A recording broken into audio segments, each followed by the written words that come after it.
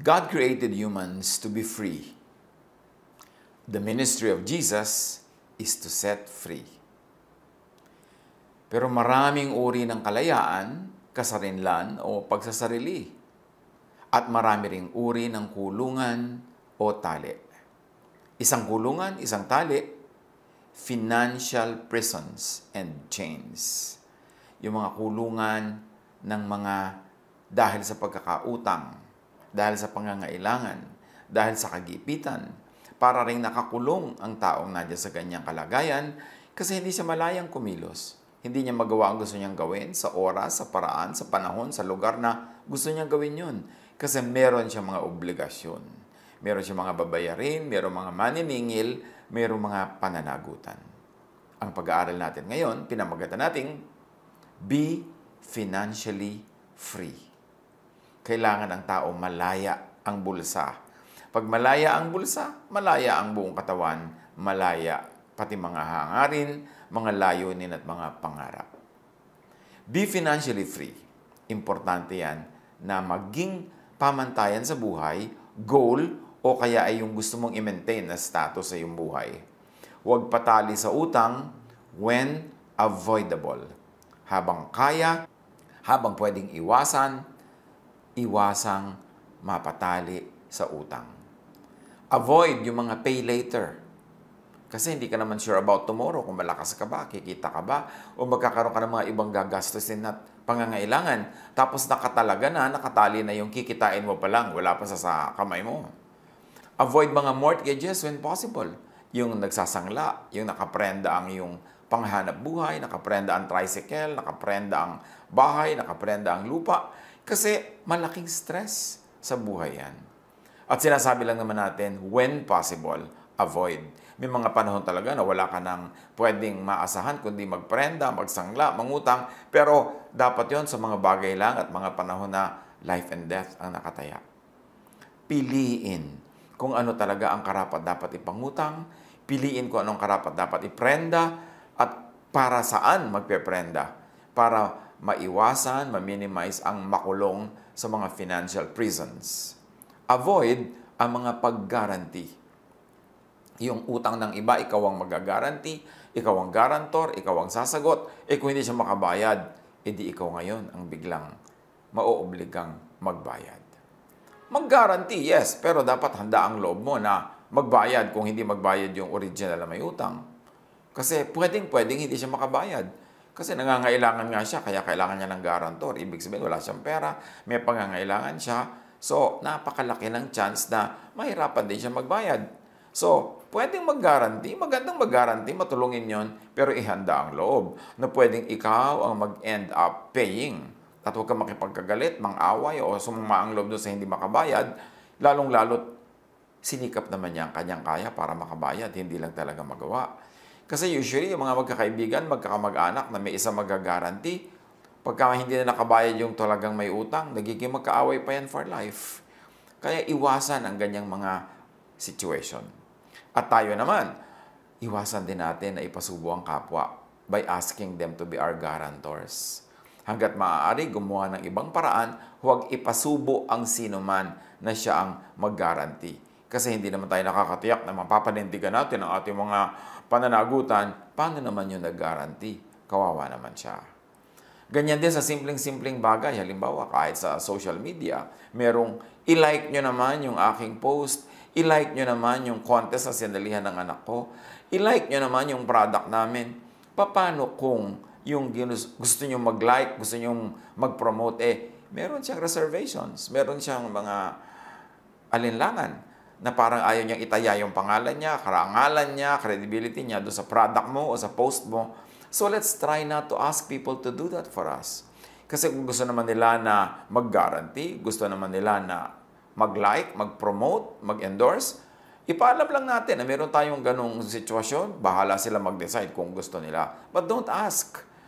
Kasi mga tao, kuminsan hindi lang makatanggi, pero sumasama loob o naiinis sa atin when we ask them to be guarantors or to be endorsers or to promote whatever we are promoting.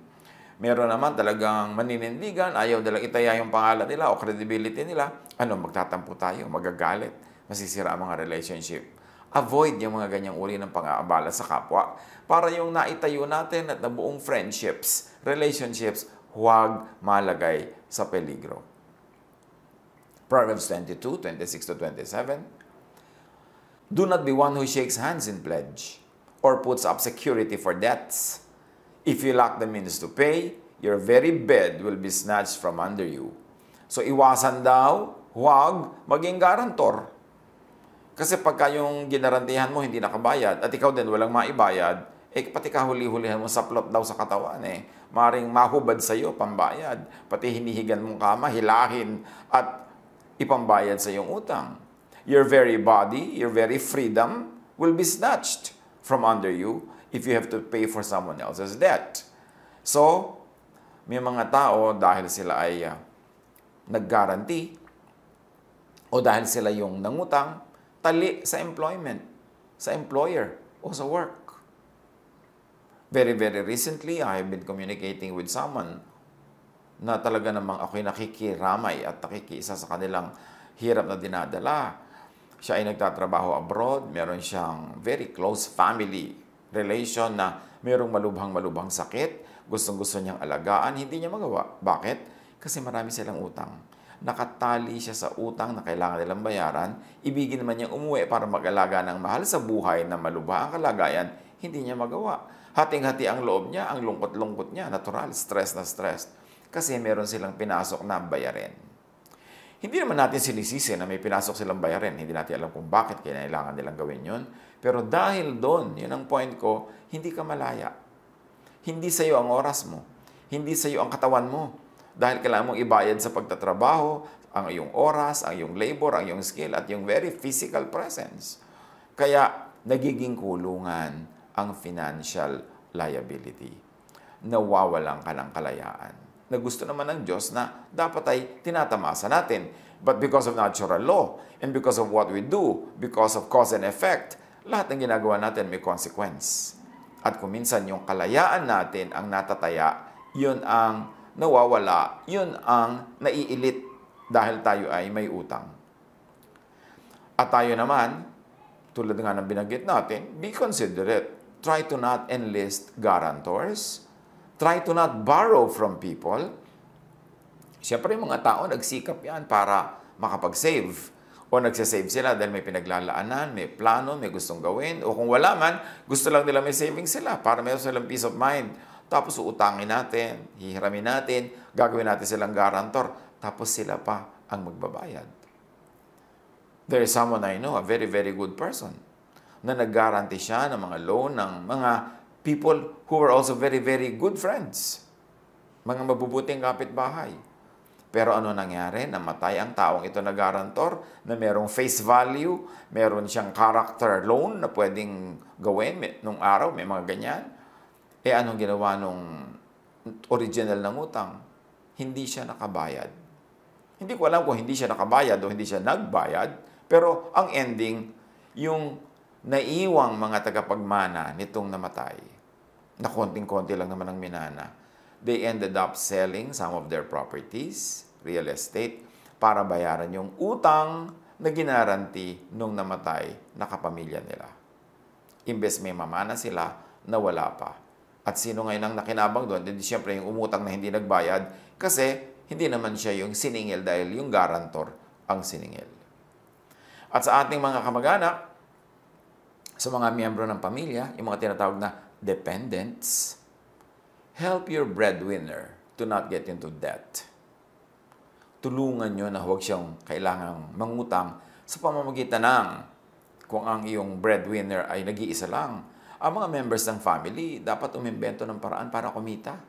Sa dinami-rami ng pwedeng i-sell online. Bakit inuubos sa mga oras, sa mga games, sa mga walang kwentang daldalan, kwentuhan, at kumisan pakikipag-away pa, o pagdi-display ng kinakain, o ng pasyal, o ng damit, o ng gadget, samantalang the same time could be used for business, to sell something, to earn. So kung meron kayong breadwinner, huwag namang kaisa-isang siya na lamang ang nagbabalikat, nagdadala ng lahat ng gastos, lahat siya hanggang dental floss mo, siya talaga ang magbabayad, no? Hanggang lahat ng load mo sa phone, yan talaga yung tatay mo o nanay mo magbabayad. Dapat tumulong tayo, may invento tayo ng income.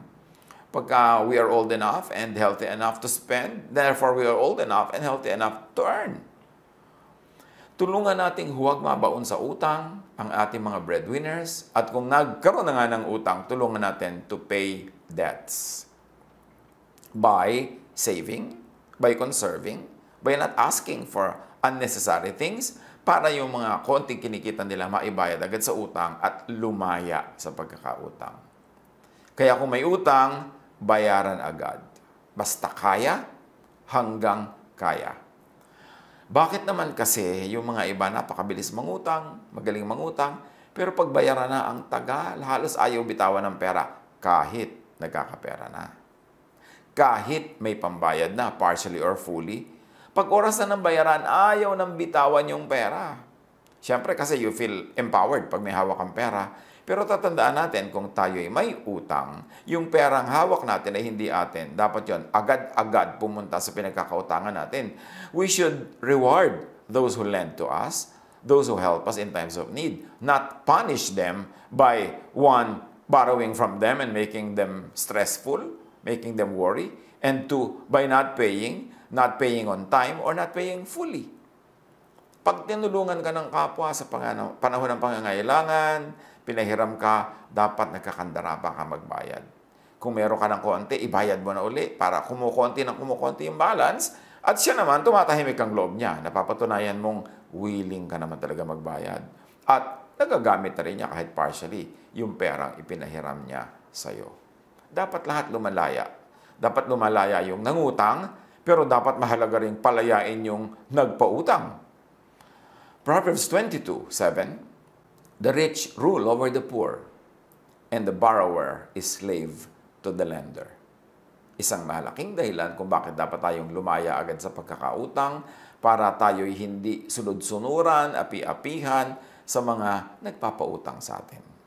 Para kung gusto nating mag-alaga ng mahal natin sa buhay, gusto nating merong gawin, merong unahin, pwede, hindi yung wala kang choice. Papasok ka sa trabaho kasi nakabaon ka sa utang o yung kikitain mo, may commitment na napupuntang babayarin.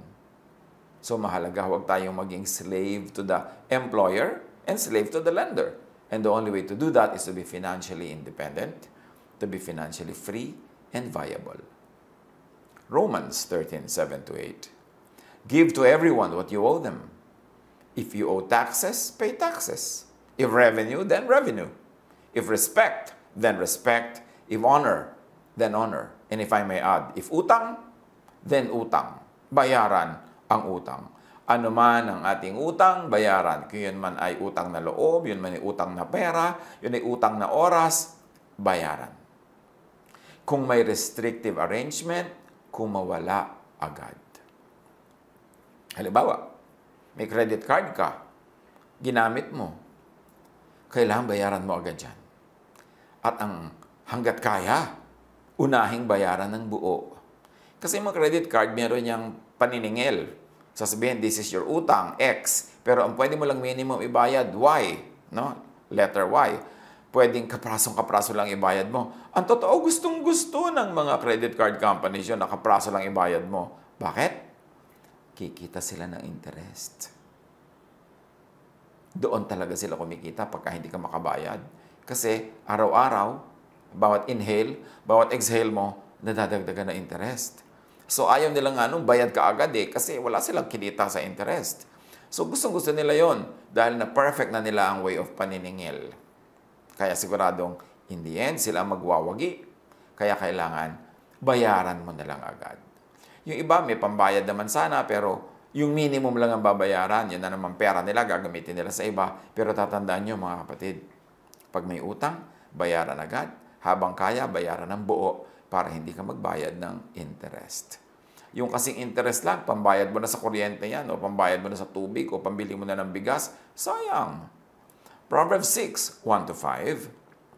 My son, if you have put up security for your neighbor, if you have shaken hands in pledge for a stranger, you have been trapped by what you said and snared by the words of your mouth. Pagka daw naging guarantor ka, kinulong mo ang iyong sarili.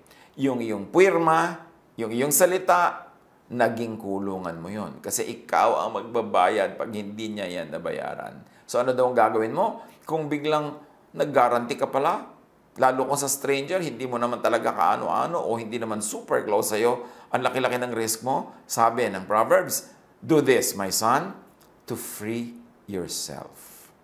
Since you have fallen into your neighbor's hands, go to the point of exhaustion and give your neighbor no rest. Allow no sleep to your eyes, no slumber to your eyelids. Sabi ko noon, pagka ikaw ay napasubo, nag-guarantee, o kaya ay may utang ka at malaki ang bayarin, lalo't malaki ang interest, gamitin mo lahat ng lakas mo, huwag kang matulog, huwag kang magpahinga, huwag mo ring patulugin yung pinagkautangan mo o yung humingi sa ng guarantee. Sabi ko noon, huwag kang magpahinga. Kailangang kumawala ka agad. Free yourself like a gazelle from the hand of a hunter, like a bird from the snare of a fowler. Kung makakakita tayo ng mga usa, mga hayop na nahuhuli ng mga hunters, lahat ng lakas niyan gagamitin para makawala. Sisikad, sisipa, lulundag, gugulong, ano man ang kailangan niyang gawin para makawala, gagawin niya yun. At yung ibon na nahuli ng bitag, talagang yan ay lilipad, yan ay ipapagpagan sarili, tatalon-talon, lahat gagawin niya para makawala. Yun daw ang gawin mo. Kung ikaw ay naging garantor, kumawala ka. At kung ikaw ay may utang, kumawala ka. And the only way na makawala dyan, magbayad. At huwag mo nang tagalan ng pagkakatali mo, ang pagkakaalipin mo, bayaran mo na agad para free ka na. Dahil kung hindi ka magbayad agad, lumalaki ang interest, mas humahaba ang iyong imprisonment. So, be financially independent. Be financially self-reliant. If you are old enough, healthy enough, then be financially independent. Hindi maganda yung word na dependent. Ang dami-dami mga tao, dependent po kami. Dependent po kami. Can you imagine yung word na dependent? Ibig sabihin, umaasa ka. So, liban nila kay super bata, super tanda, or super may sakit o mahina, do not be a dependent. Gumawa ka ng paraan para ka kumita, makatulong ka pa nga, para self-reliant ka. Hindi ka slave.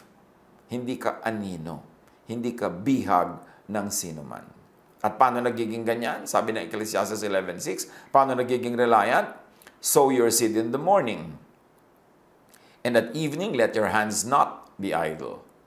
For you do not know which will succeed, whether this or that, or whether both will do equally well.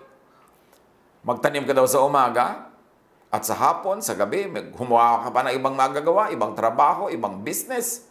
Kasi hindi mo naman alam kung alin sa mga ginagawa mo ang magbubunga ng marami, alin ang tutubo, alin ang magdadala ng income. So, gawin mo ang mas marami pang ibang options. Dagdagan mo yung ginagawa. Do not put all of your eggs in one basket. Huwag umasa sa isa lang trabaho. Buong pamilya, huwag umasa lang sa isang nagtatrabaho para lahat kayo mas secure ang footing.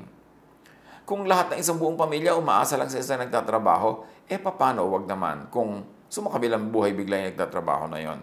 O nagkaroon ng malubhang karamdaman, o nabaldado, di lahat kayo gutom. Kailangan nagkakatulungan. Para mga daliri sa kamay yan, iba ang function ng hintuturo, ng hinlalaki, ng hindiliit, iba-iba ang mga functions. Kasi, ganun din dapat ang pamilya, nagkakatulungan. At ang kailangan ng mga tao, aware sila na huwag maging dependent unless too young, too old, or too sick. Kumita, gumawa ng paraan. At kung walang pagkakakitaan, o kaya ay full-time nag-aaral, etc., at least magtipid. Huwag kami imbento ng mga gastos at iiwas ang sarili sa mga activities na pwede kang ending, ma-aksidente ka, ma-hospital ka, maghirap kayo kapapagamot sa'yo. Kailangan ayusin ang buhay para konti lang ang chances na papasok kayo sa isang financial horror. Magtulungan. Kahit nga mga nag-aaral, kung gusto mo talagang kumita, pwede kang magtinda sa iyong mga classmates. Ang dami-dami pwedeng itinda kung gusto mo talagang magtinda. Ang dami-dami ng oras para sa social media. Bakit hindi pagkakitaan kahit ba lang half of that time? Better kung 3/4. Huwag mo namang ubusin yung mga libangan mo o gusto mong gawin. Pero ang tanong, nag-ubos ka ng ilang oras sa social media, may kinita ka ba? May natutunan ka ba that will lead to earning? dapat importanteng iniisip yung mga ganyan. Tulad ng Proverbs 31, 17 to 18, describing a most ideal wife and mother. She sets about her work vigorously. Her arms are strong for her tasks. She sees that her trading is profitable, and her lamp does not go out at night. Malalakas daw ang mga bisig niya para magtrabaho. At tinitiyak niya na lahat ng mga negosyo niya kumikita, may tubo, at hindi daw siya nauubusan ng langis sa gabi. Ang mga ilaw niya hindi biglang namamatay na lamang dahil wala silang langis. Dahil well provided for ang kanyang household, may mga supplies, may mga stock. Ganon dapat tayo, hindi lang yung nanay, hindi lang yung wife, lahat ng members ng family. Proverbs 28:19, those who work their hands will have abundant food, but those who chase fantasies will have their fill of poverty. So isa pa yan, na paraan para hindi tayo magutom, hindi tayo mangutang, o sumobra pa ng ating income. Sabi ko those who work their land will have abundant food. Meron akong isang na-realize, sa napakarami mga tao nagtatrabaho sa city, specifically sa Metro Manila, at marahil sa iba pa mga big cities of our country. Nagtitiis sila sa halos ay very miserable living conditions, sa anliliit na sweldo, long hours. Tapos malalaman mo, ang dami nilang lupa sa probinsya. May mga lupain silang nakatiwangwang. May mga bungang kahoy silang nalalaglag sa lupa at nabubulok doon, hindi nakokolekt. Marami silang pwedeng pagkakitaan doon, pero hindi sila na namamalagi, nagsisiksik sila sa mga cities na sayang ang mga assets nila. Siyempre, marami silang dahilan. Yung, ay mahirap magbenta, ay ganito, ay ganon. Pero ang point is, sabi sa Bible, those who work their land will have abundant food. At siyempre, hindi lang land yan. May equivalent na yan. Those who work their capital. Those who work whatever. Ang pagkakakitaan nila, asset na binigay sa kanila ng Diyos, magkakaroon sila ng maraming pagkain. Dapat lumagay tayo sa lugar. Be financially abundant. Diba? Una, be financially free, wala kang utang. Then, be financially independent. Tapos, palampasin mo pa doon, be financially abundant. Yung meron kang kinikita na lampas pa sa yung personal na pangangailangan. And the way to abundance, produce surplus. Kumita ka ng higit sa iyong pangangailangan, magtanim ka ng higit sa iyong kailangang anihin at kainin para may sobra-sobra.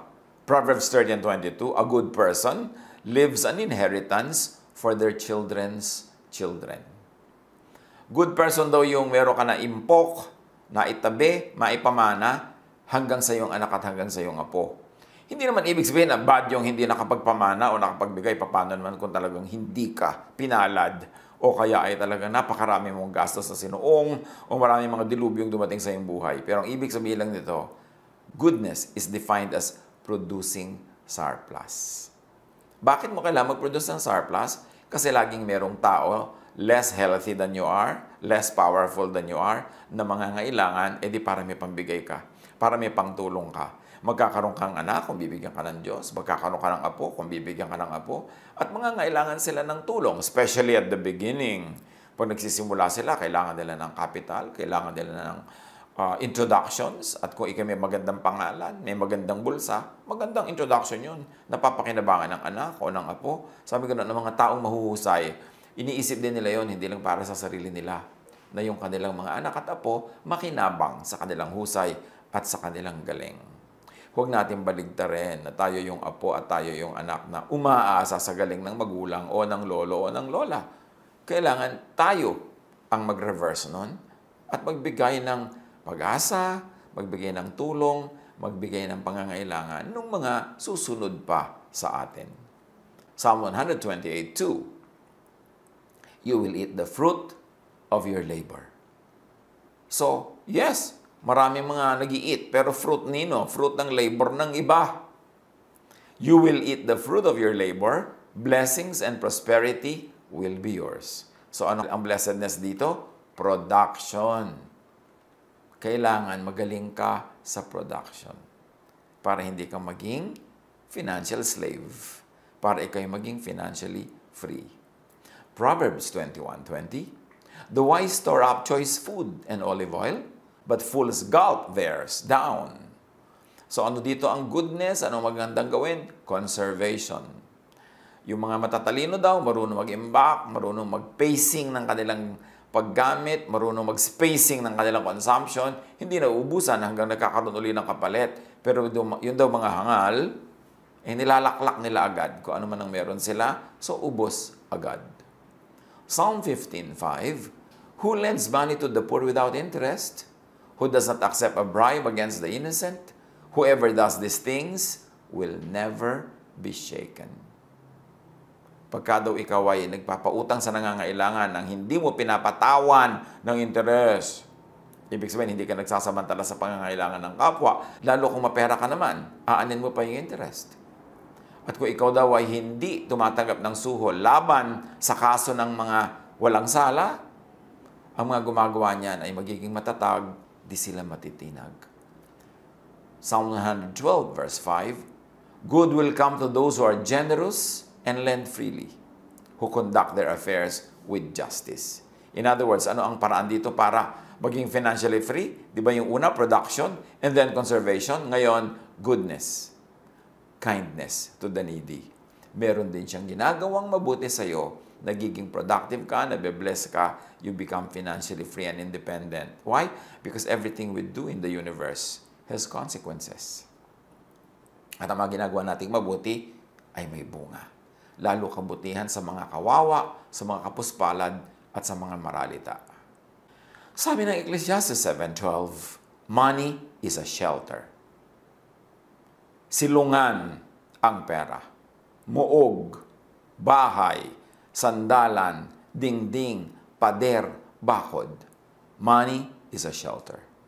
Ecclesiastes 10:19, money is the answer for everything. Marami kasi mga religious people, akala mo naman they really hate money, para hindi sila mahilig sa pera. Pero ang point, hindi naman tayo pinagbabawalan na gumawa ng pera, mag-impok ng pera, ng sobra-sobrang pera, kasi maraming buting magagawa ang mga sobrang yan. Ang sinasabi lang, do not love money above God or above other people or above your own soul. But do make money and value money. Proverbs 31:25, ang babae daw na magaling magtrabaho, masipag, marunong, may abilidad, she is clothed with strength and dignity. Ibig sabihin, may pera. She can laugh at the days to come. Ibig sabihin, secure. So, work to earn and conserve money. Save money. Live within your means. Sabi na matatanda, habang maiksi ang kumot, matutong mamaluktot. Pagkasyahin mo ang sarili mo sa 1 square foot na kumot o 1 square meter na kumot. Kung talagang yun lang ang kumot, live within your means. Borrow only for life and death needs. Don't borrow money para mag-party, para bumili ng bagong damit, para bumili ng bagong gadget, lalo't hindi naman panghanap buhay yung gadget. Don't borrow money for mga reparations and mga improvement ng bahay na hindi naman necessary. Hindi naman dahil tumutuloy yung bubong o lumulubog ka sa baha o nakikita ka na ng neighbor dahil wala kang dingding. Piliin ang mga paraan kung kailan lang talaga kailangan manghiram. Kasi nga, the borrower is a slave to the lender. At kung tayo naman ang may resources, tayo yung nilalapitan at kaya naman natin lend freely. Huwag na tayong mag-charge ng interest hanggat maaari. Bakit? Kaya nga nanghihiram yung mga tao dahil gipit. Tapos papatawan mo pa ng sobrang interest. Di para mo rin silang sinakal. Pinayagan mo lang huminga sila sandali pero sasakalin mo na naman uli sa yung sobrang interest. At yung mga may utang, nangutang, pay soonest. Be responsible. Tinulungan ka ng tao umutang sa'yo. The first moment na may pera ka, basta kaya mo, meron ka ng basic na kakainin mo, mga pangangailangan mo sa buhay, ibayad mo na agad yung iba. Para huwag naman siya mag-alala, huwag siya madala, and to be fair, para magkaroon na rin siya ng peace of mind. And pay cash completely. Pagka meron kang utang, lalo credit card, cash mo bayaran. Ibig sabihin yung buo, hindi kulang, hindi installment, basta kaya mo. Or save first. Importante. Pagka meron kang gustong bilhin, mas maganda sana hindi yung installment kasi meron yung financing. may interest yun. Kung kaya mo naman magtiis, maghintay-hintay, mag-save ka muna pag nabuo mo na yung pera at saka ka bumili ng bibilin mo, mas mura pag cash kaysa sa installment. Lalo kung hindi ka makabayad sa installment, nagkakaroon pa yan ng interest. Avoid paying interests. Sayang yung pera. Pangkain mo na, pambili mo na ng kailangan, napunta pa sa interest. And pay hulugan only when you are ready na ma-forfeit ang inihuhulog. Halimbawa, kukuha ka ng hulugan, tapos kung minsan may mga balloon payments yan sa dulo, pumasok ka lang sa ganyang arrangement kung handa kang pagdating nung dulo na wala kang pang balloon payment, mawala yung hinulog mo, ma-forfeit at hindi na matutuloy ang bilihan. Pero kung everything yung ihuhulog mo, tapos hindi ka sure doon sa malaking balloon payment sa dulo, paano kung wala kang ganun pera pagdating ng singilan? Mababali, wala. Mareremata yung napakalaking portion ng ibinayad mo. Magka-refund ka man, ang liit. Ganyan sa mga kondo, ganyan sa mga lupa, ganyan sa mga hulugan na binibili. Hulog ka ng hulog, pero doon sa dulo na balloon payment na ang laki, pagka hindi mo mabayaran yon, halos walang naibabalik sa'yo. So, okay, kung gusto mo talagang magbayad ng hulugan dahil wala ka naman pang cash at gusto mo na ma-enjoy yung bagay na yon, maging willing ka lang na mawala yan sa dulo pag hindi mo kayang bayaran yung balloon payment, yung last trench ng bayaran. Pag handa ang loob mo doon, hindi masyadong sasama ang loob mo, mawala man yon. At kung ikaw naman yung nagpapahulog, kung kaya mo naman, hindi mo naman ikakagutom o ikakamatay, huwag mang forfeit. Huwag mang ilit, huwag mang remata. Yung nagsangla na nga yung tao sa'yo ng mahalagang bagay. Kung motorsiklo yun o tricycle, panghanap buhay, sinangla sa'yo, tapos hindi makabayad, ifo-forfeit mo pa, lalo na siyang nawala ng hanap buhay. Hindi na siya makaka-recover. So kung binebless ka naman ng Panginoon, na pwede ka namang magpalampas na lang muna o maghintay na lang uli ng payment, huwag mo na sanang ilitin o rematahin, lalo kung panghanap buhay. Para yung kapwa natin makarecover. Yan ang ibig ng Panginoon sa ating buhay.